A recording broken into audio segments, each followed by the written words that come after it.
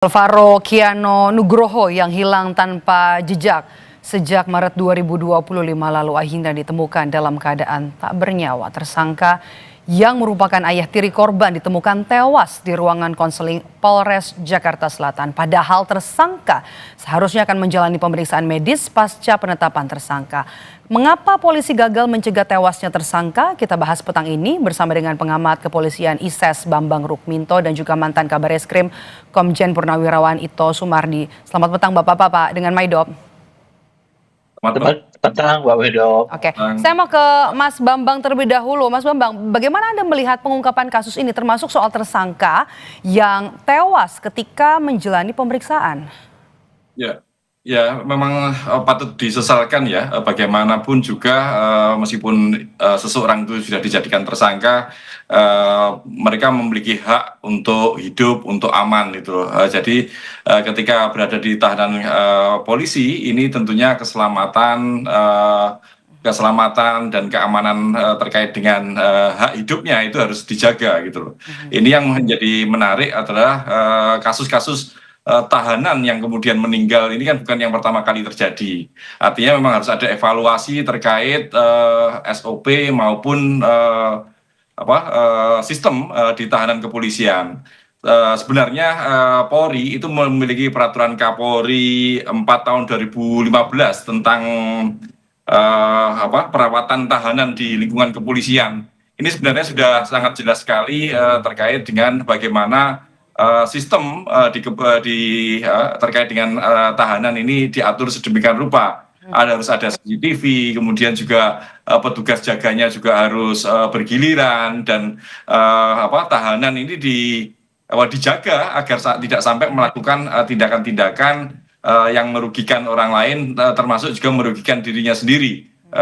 Kasus seperti ini tentu sangat disesalkan dan akan pada akhirnya memunculkan banyak pertanyaan apa yang sedang terjadi terkait dengan tahanan ini, apalagi melihat apa yang disampaikan oleh Polres Jakarta Selatan bahwa tersangka ini sudah ditahan sejak tanggal 21 November, sementara jenazah korban ini ditemukan jenazahnya tanggal 23 November. Artinya kan ada jeda waktu di antara tersebut. Makanya kalau kita merujuk dalam KUHAP misalnya, semua seseorang yang sudah dijadikan tersangka ditahan seharusnya didampingi oleh pengacara, tapi kan ini tidak. Makanya akhirnya memunculkan pertanyaan-pertanyaan di publik seperti itu.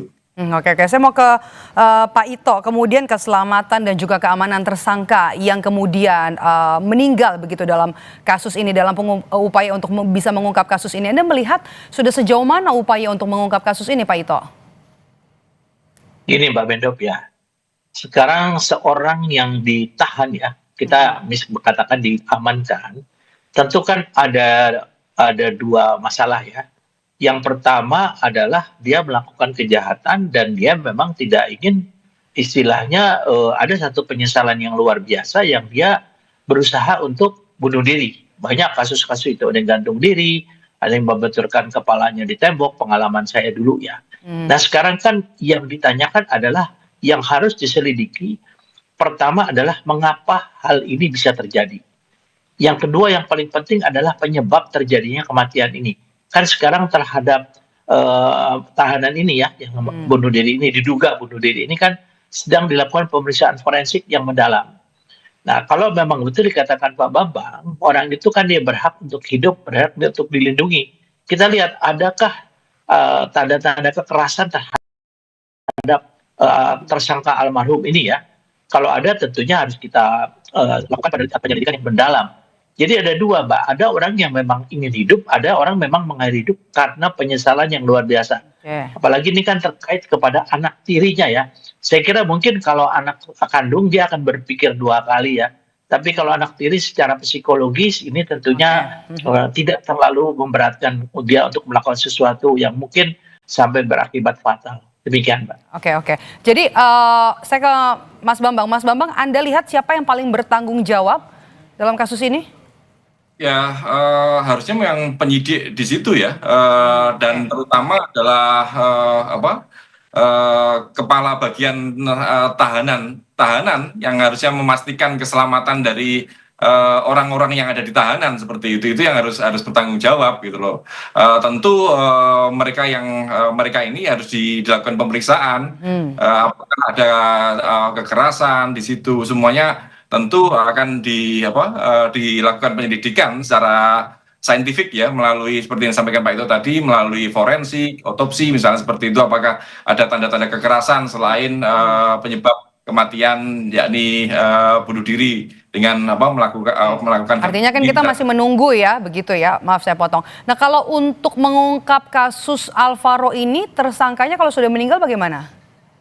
Ya, tetap saja penyebab kematian dari Alvaro ini tetap harus dilakukan penyelidikan ya, secara forensik, otopsi itu bisa dilakukan gitu loh.